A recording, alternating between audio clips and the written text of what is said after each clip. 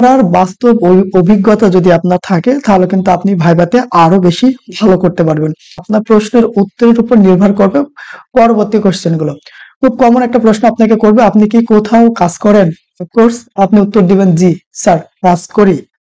তারপরে প্রশ্ন করবেন কোন জায়গাতে করে, সেটা হতে পারে আপনার কোনো প্রতিষ্ঠান, হতে পারে কোনো এনজিওতে, হতে পারে কোনো হসপিটাল। আপনি বলে দিলেন আপনি যদি স্কয়ার হসপিটাল বা ইভার কেয়ার হসপিটালে কাজ করে থাকেন তাহলে আপনি দিবেন যে স্কয়ার হসপিটাল লিমিটেড অথবা ইভার কেয়ার হসপিটালে আমি কাজ করি। ওকে, তারপরে আপনার নেক্সট কোশ্চেন করবে আপনাকে যে কোন ওয়ার্ডে কাজ করেন। আপনি বলে দিলেন যে আমি সিসিইউ তে কাজ করি। খুব স্বাভাবিকভাবে বলে দিলেন আপনি সিসিইউ তে কাজ করেন। মনে রাখবেন আপনি যে ডিপার্টমেন্টটা বলতে চলেছেন সেই ডিপার্টমেন্ট সম্পর্কে আপনার অনেক বেশি ধারণা থাকতে হবে। যদি আপনার অনেক বেশি ধারণা থাকে সেই ডিপার্টমেন্ট সম্পর্কে তাহলে কিন্তু যে কোনো কোশ্চেন করলে আপনি উত্তর দিতে পারবেন। কার্ডিয়াক রোগে কোন ডিপার্টমেন্টে ভর্তি? ডিপার্টমেন্ট অফকোর্স কার্ডিয়াক ডিপার্টমেন্টে ভর্তি হয়। তাহলে কার্ডিয়াক ডিপার্টমেন্ট কি কি আছে? সিসিইউ এবং সিআইসিইউ। জাস্ট আপনি বলে দিলেন স্টপ, এখানে আপনার শেষ। পরবর্তী প্রশ্ন আপনাকে করবে যে সিসিইউ এবং CICU medical abbreviation coronary care unit, আর সিআইসিইউ হচ্ছে কার্ডিয়াক ইন্টেনসিভ কেয়ার ইউনিট। এই দুইটা কোশ্চেন আপনাদের করবে এবং এটা খুবই কমন কোশ্চেন।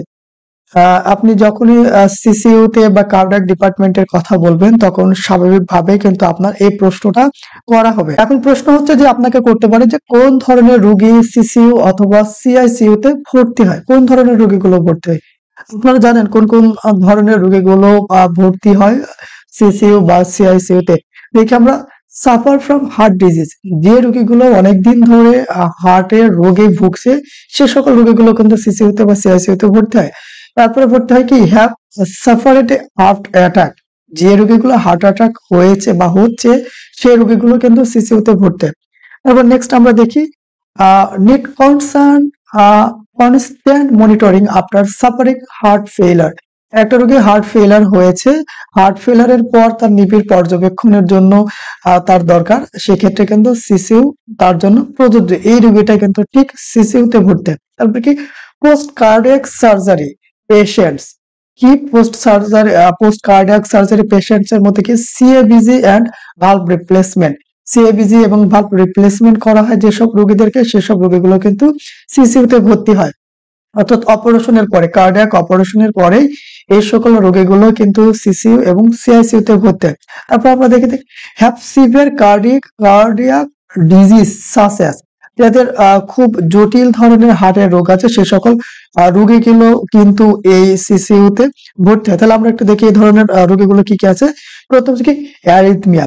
আমরা জানি যে অ্যারিথমিয়া হচ্ছে ইরেগুলার হার্টবিট, অর্থাৎ অনিয়ন্ত্রিত হৃদস্পন্দন বলেন বা হার্টবিট বলে হতে, সেটা এই হার্টবিটটা খুব কমও হতে পারে আবার খুব বেশিও হতে পারে। তারপর আমরা দেখি যে কার্ডিওমায়োপ্যাথি, কার্ডিওমায়োপ্যাথি হচ্ছে যে আমাদের যে হার্ট মাসেল আছে, কার্ডিও হচ্ছে হার্ট, মায়ো হচ্ছে মাসেল, প্যাথি মানে হচ্ছে ডিজিজ।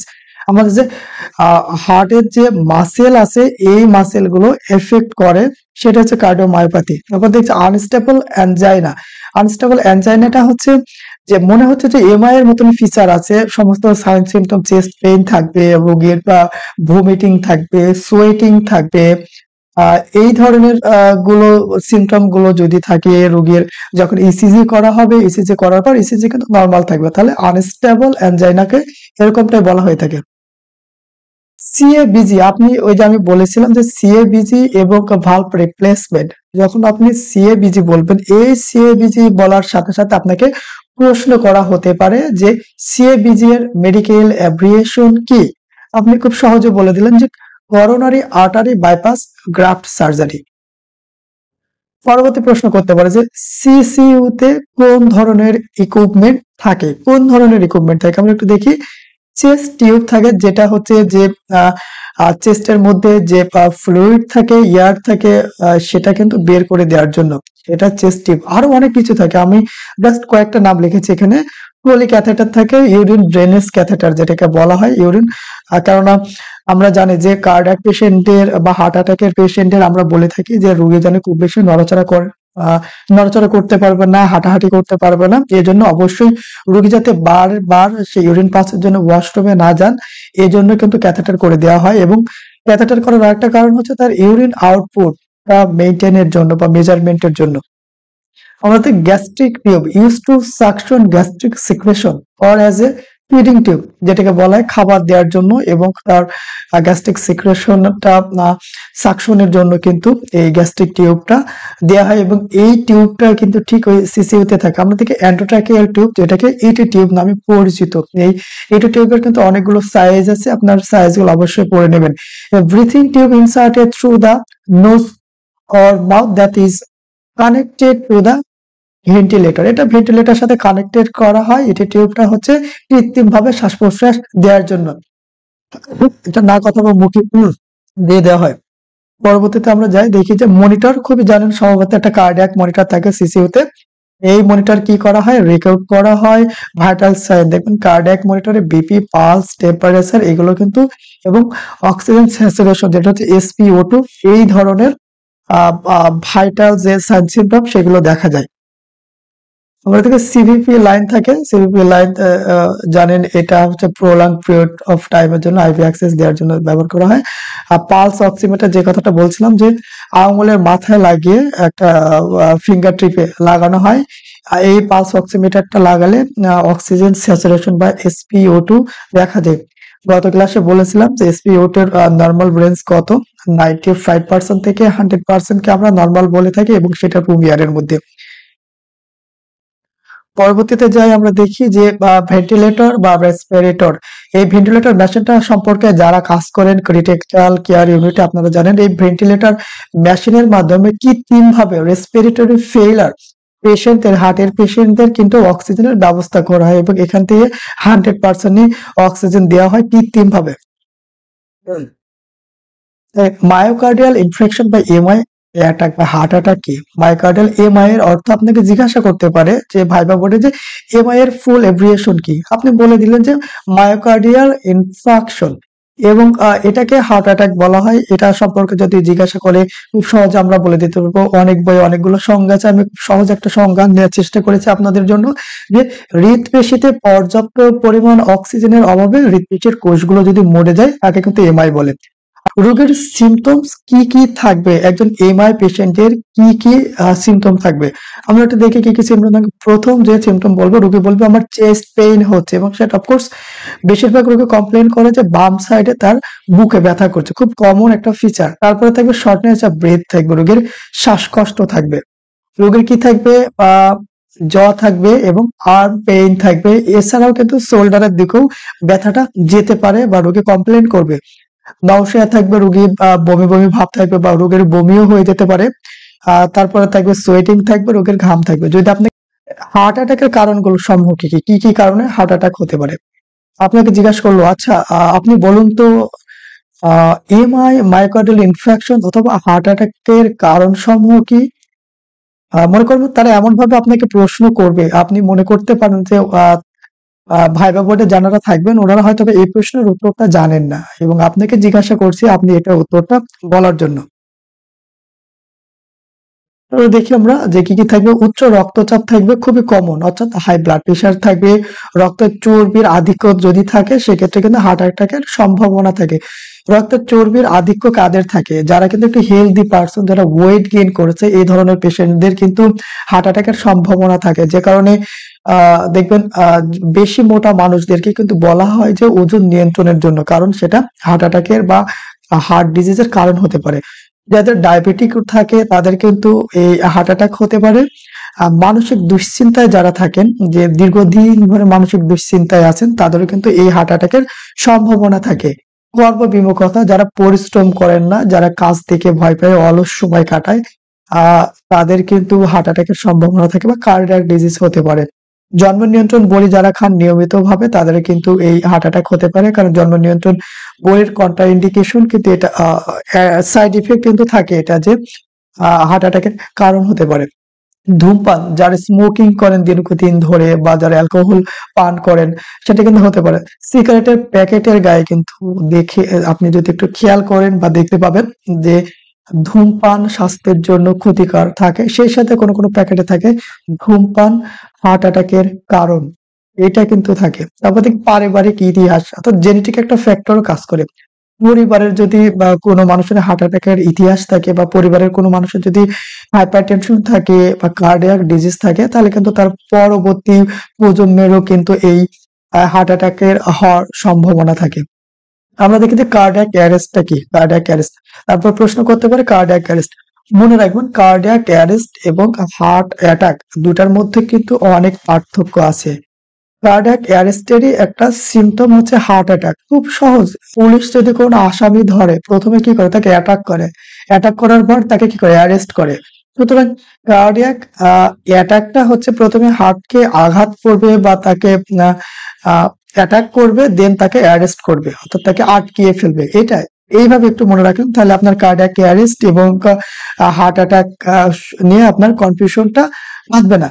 আমরা একটু দেখি যে কার্ডিয়াক অ্যারেস্টের সংজ্ঞাটা যদি আমরা দেখি যে sudden loss of consciousness with absent major pulse, there is no breathing and death is inevitable of not treated or the heart stop beating suddenly। খুব সহজভাবে আমরা মনে রাখবো যে কার্ডিয়াক অ্যারেস্ট হচ্ছে লস অফ কনসিয়াসনেস থাকবে, অ্যাবসেন্ট অফ মেজর পালস থাকবে। Major pulse বলতে আমরা বুঝি ক্যারোটিড। আমরা অনেক সময় যখন রেডিয়াল পালস দেখি, রেডিয়াল পালস না পাওয়া গেলেও কিন্তু আমরা যখন কনফার্ম হতে চাই যে সে কার্ডিয়াক অ্যারেস্টে গেছে কিনা, তখন কিন্তু আমরা কিন্তু এই মেজর পালসটা দেখি। ক্যারোটিক পালসটাকে কিন্তু মেজর পালস বলা হয়। এবং নো ব্রিথিং, পেশেন্টের কোনো ব্রিথ থাকবে না। এই ব্রিথ দেখার জন্য আপনি কি করবেন, অবশ্যই পালস অক্সিমিটার লাগাবেন, লাগিয়ে আপনি দেখবেন। তারপর আমরা দেখি যে আপনি কিভাবে বুঝবেন যে রোগীর কার্ডিয়াক অ্যারেস্ট হয়েছে। আপনাকে পরীক্ষা প্রশ্ন করতে পারে যে আপনি কিভাবে বুঝবেন যে রোগীর কার্ডিয়াক অ্যারেস্ট হয়েছে। দেখেন রোগী আনকনসিয়াস থাকবে, অফকোর্স আনকনসিয়াস থাকবে, আর রোগী ব্রিথ নেবে না, রোগীর কোনো ধরনের শ্বাস প্রশ্বাস থাকবে না, রোগীর পালস পাবেন না, তাহলে কিন্তু আপনি বলে দিতে পারবেন। পরীক্ষক যখন আপনাকে জিজ্ঞাসা করবে ভাইভাট বোর্ডে, আচ্ছা আপনি কিভাবে বুঝবেন যে রোগীর কার্ডিয়াক অ্যারেস্ট হয়েছে, আপনি জাস্ট তিনটা কথা বলে যাবেন যে রোগী আনকনসিয়াস থাকবে, রোগীর ব্রেথ থাকবে না এবং রোগীর পালস পাবে না। তারপরে দেখি যে ম্যানেজমেন্ট, এখন আপনি কিভাবে ম্যানেজ করবেন, ইনস্ট্যান্ট কিভাবে ম্যানেজ করবেন। প্রথম যে কথাটা, আস্ক ফর হেল্প, আপনি রোগীকে সাহায্যের জন্য বলতে হবে। অফকোর্স সে যদি কার্ডিয়াক অ্যারেস্টে যায়, সে তো কথা বলতে পারবে না, আপনি বুঝে যাবেন সে উত্তর যখন দিচ্ছে না, কনফার্ম হওয়ার আগেই সে যখন উত্তর দিবেন আপনি মোটামুটি কনফার্ম যে তিনি কার্ডিয়াক অ্যারেস্টে গিয়েছেন।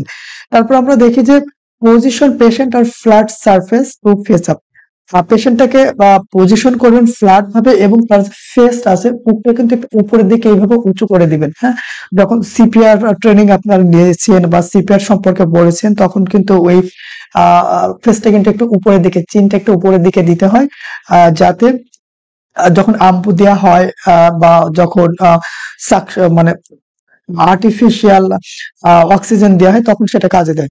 আচ্ছা, আমরা যখন সিপিআর সম্পর্কে পড়াবো তখন আমরা বলবো যে look, listen and feel for breathing. আমরা কি করব যে আমরা তার চেস্টের কাছে দেখব এবং ফিল করব, আমরা তার বুকের দিকে তাকাবো এবং তার ফিল করব যে সে শ্বাস প্রশ্বাস নিচ্ছে কিনা। শ্বাস প্রশ্বাস নিলে কিন্তু তার একটা সাউন্ড আপনারা শুনতে পাবেন, বা আপনি যখন গাল দিয়ে একটু এরকম করে কাত হয়ে ফিল করবেন, তখন কিন্তু ওই যখন কার্বন ডাই অক্সাইডটা ছাড়বে তখন কিন্তু আপনার স্কিনে একটা স্পর্শ করবে।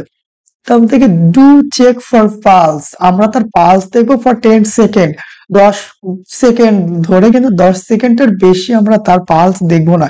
এবং এই পালসটা আমরা কোথায় দেখবো, এই পালসটা আমরা তার ক্যারোটিক পালস অর্থাৎ তার ক্যারোটিকে আমরা এই পালসটা আমরা চেক করব। তারপরে কি দেখবো, যখন আমরা এই চারটা কাজ করব, যখন আমরা মেজর পালসটা পেলাম না, আমরা মোটামুটি কনফার্ম যে রোগী কার্ডিয়াক অ্যারেস্টে গিয়েছে, এবং আমরা পালস খুঁজে পেলাম না, তাহলে আর কোনো সময় নষ্ট না করে আমরা স্টার্ট চেস্ট কম্প্রেশন শুরু করবো, অর্থাৎ আমরা সিপিআর দেওয়া শুরু করব। কি করব, পারফর্ম হার্টে কম্প্রেশন দেব এন্ড টু ভেন্টিলেশন দেব। আমরা 30টা বুকে চাপ দেব এবং 2টা আমরা ব্রিথ দিব, যেটা আমরা অক্সিজেন দেব। আমরা সিপিআর যখন পড়াবো ডিটেলস এই গুলো সম্পর্কে আমরা আলোচনা করব। আমরা পরবর্তী প্রশ্নে চলে যাই যে ধরুন ওয়ার্ডে কোনো ডক্টর নেই, সিসিইউতে হঠাৎ 3টা রোগী একসাথে খারাপ হয়ে গেছে, এই মুহূর্তে আপনি কিভাবে ম্যানেজ করবেন। সিসিইউ ডিপার্টমেন্টে আপনি জব করছেন, সেখানে ডক্টর নাই, এই মুহূর্তে আপনি কিভাবে এই 3টা রোগী ম্যানেজ করবেন? কোর্স আমরা দেখি আপনি কি উত্তর দিবেন, যে যেহেতু ডক্টর নেই আমি আমার ইনচার্জকে অবগত করবো। অফকোর্স প্রত্যেকটা ওয়ার্ডে কিন্তু ইনচার্জ থাকেন, শুধু ইনচার্জ না, সাথে আরো অনেকজন থাকে সাহায্য করার জন্য। আমি ইনচার্জের কাছে সাহায্য চাইবো। প্রথমে রোগের প্রায়োরিটি অনুযায়ী ম্যানেজ করা শুরু করব, যে তার প্রায়োরিটিটা সব থেকে বেশি প্রয়োজন।